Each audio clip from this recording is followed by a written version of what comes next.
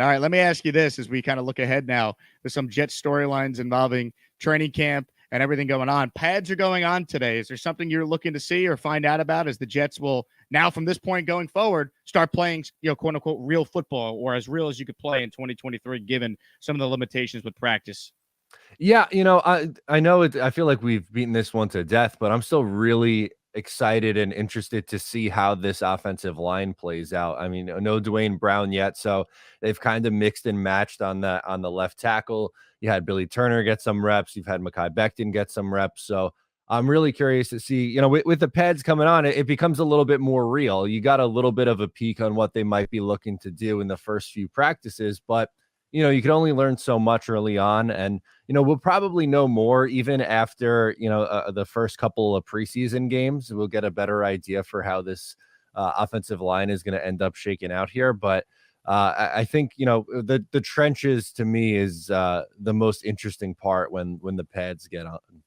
You look at the offensive line, there still continues to be a lot of chatter about a Mekhi Becton trade. There's been multiple beat reporters who have seemingly intimated that, it might not work here for Becton, and the Jets could look to trade him before the season starts.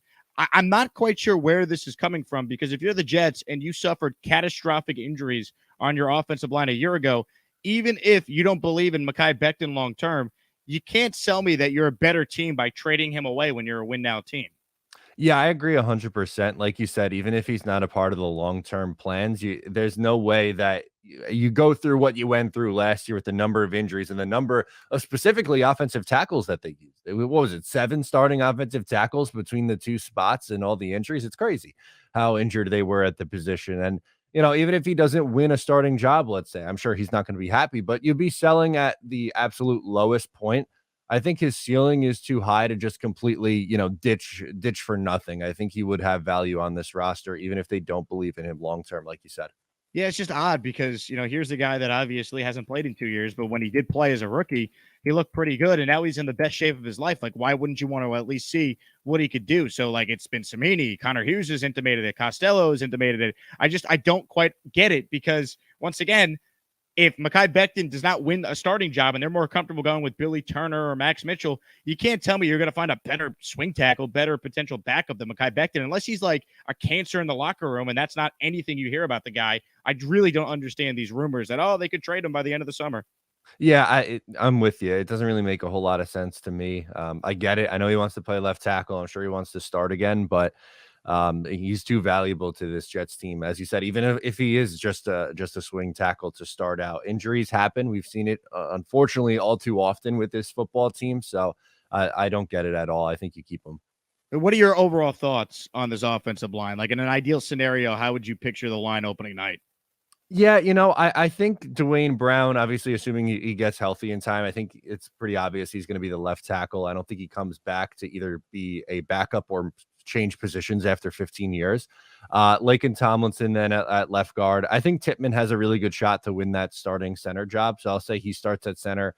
AVT and Mekhi Becton starting at right tackle. I know they like Billy Turner, but I just think the ceiling with Mekhi Becton's better. I think you got to try your best to get the best 5 out there, and I think that would be the Jets doing just that.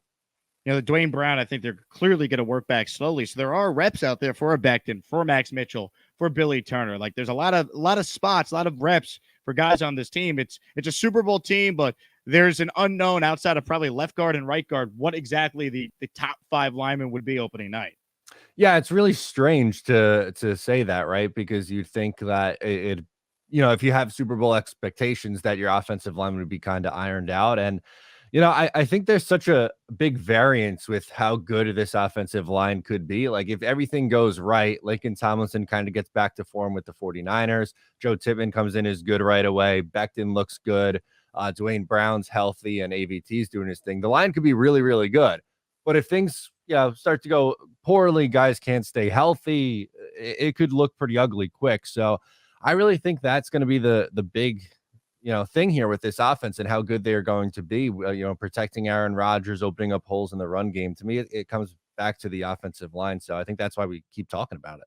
Let me tell you all about Aura. So I deal as a public figure with this type of stuff happening to me a lot. Let me explain. Have you Googled yourself before? Were you shocked to see personal information exposed on one of those public listing sites? Data brokers make a fortune selling your information to robocalls, spammers, and others who want to learn more about you, like where you live. Now, this type of stuff is a nightmare for really anyone. That's why I partnered up with Aura. Aura can identify data brokers exposing your info and submit opt-out requests on your behalf. Brokers are legally required to remove your info if you ask them to, but they make it impossible for you to get in touch with them. So Aura does all this for you. You go to aura.com/Jake Asman. You get a 2-week trial. So sign up, and then Aura protects you and your family from your information being public. So let Aura do the hard work of keeping you safe online so you can focus on other tasks. You won't regret it. This will make your life a lot easier and give you that really good peace of mind. Start your 2-week free trial. Go to aura.com/Jake Asman. Scan that QR code. It will take you right to my link.